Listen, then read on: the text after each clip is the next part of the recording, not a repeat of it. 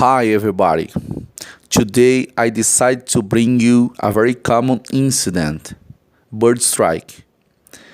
An Air India Boeing 787-800, registration Victor Tango Alpha November India, performing flight Alpha India 167 from Delhi, India to Stockholm, Sweden, was climbing out of Delhi's runway 28 when the crew decided to decline at flight level 100, dumped fuel and returned to Delhi for a safe landing on runway 28 about 15 minutes after departure. The aircraft remained on the ground for about 4 hours, then departed again and reached Stockholm with a delay of about 5 hours. A passenger reported that the captain announced a minor bird strike. They were returned to Delhi for a technical inspection.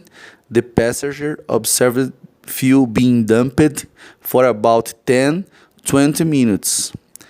After landing, the captain announced the maintenance would replace a damaged part of the aircraft. A few hours after landing, the aircraft departed again. Done.